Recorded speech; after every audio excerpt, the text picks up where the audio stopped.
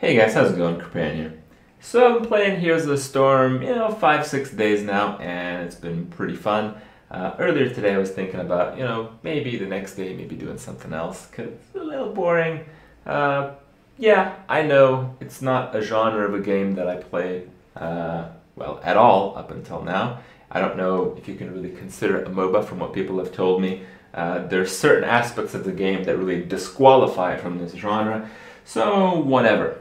But in any case, I want to give you guys my opinion of the game as I feel I've played most of it, and while I don't understand too many things in the very in-depth sense, I don't believe many people can disagree with the fact that this is a very casual game. It's a for fun game. It's for people who haven't played a game much like it before, and they're probably just Blizzard fanboys like myself who want to play with their favorite Blizzard characters. So yeah. I feel I'm quite qualified as a pretty big MOBA noob to talk about a game like this. So let's get into the bad stuff first. What sucks about the game? Well, what sucks about the game is the queue times are pretty insane. Now I understand in certain MOBAs the queue times are much worse, but when I play a Blizzard game, I want to play a game. I don't want to wait for 5-6 minutes in queue, and this is something that hopefully will get better as there are more people involved, but I don't really know how the ranked system or whatever kind of competitive mode they may put into the game, which I'm sure they will relate to this. But in general, I feel that if you're playing a Blizzard game, you want to be playing the game, so any kind of waiting should be reduced or eliminated.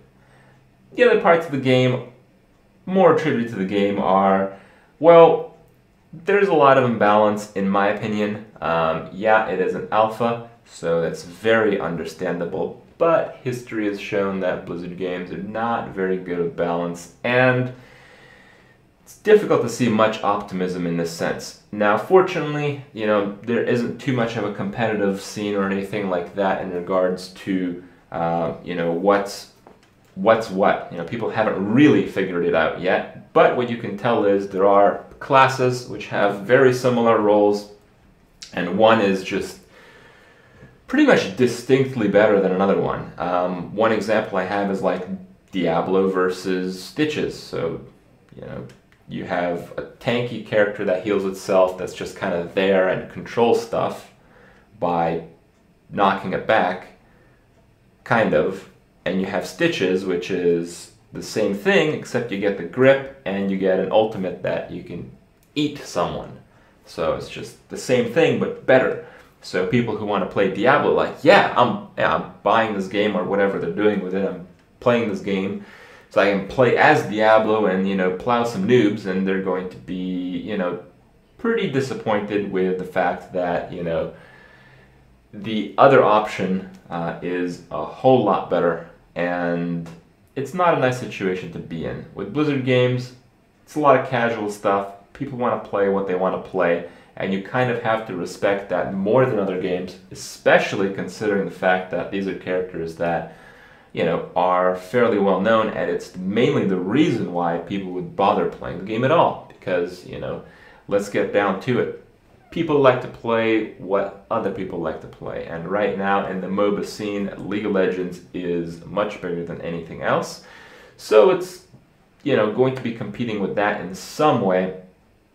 Other people have mentioned it's like, this isn't a real MOBA because, well, you don't have items, you don't have gold, so all this stuff makes it so much simpler. The game is pretty much a complete joke, among other things. And while I agree on some level, on another level, I've talked about it to some people, and usually with games like these that have some kind of item or some kind of progression, unless they're RPGs or MMOs where you essentially the game is the buildup of these.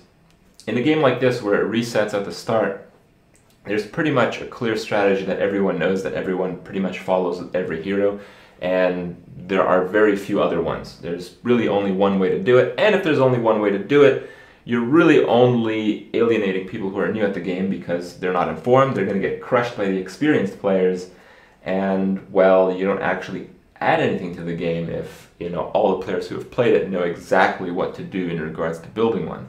So yeah, it's kind of like a startup thing at the start, when things change, when, the game launches, it's kind of cool to have this level of depth, but this level of depth goes away without updates, and it goes away without, rotation of things. And again, being a Blizzard game, updates and resets and all the rest are not that likely. So there's that. The other part is, another way of kind of seeing the hero imbalance is, as a noob, there are certain, I don't know what you'd call them, heroes that just completely grief you. And I don't really have a solution for this, but, comes to my mind, like Nova has an ultimate ability that pretty much kills you instantly if you're a squishy target.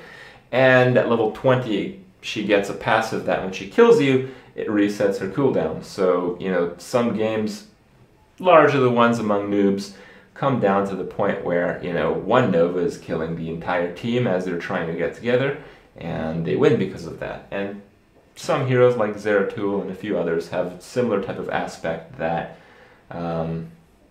kind of crushes the souls of noobs. And yeah, it's probably pretty fun as the player who's doing this stuff, but in the end, maybe not so much. Another thing is, because this game really focuses on team play, on teamwork with the objective of the map, with the mercenaries, with all the rest, if you're not organized, you're going to get crushed. If you queue by yourself, maybe you like losing, but I prefer winning. So if you queue up by yourself, you're not going to have as good of a time as you would if you queue up with a group.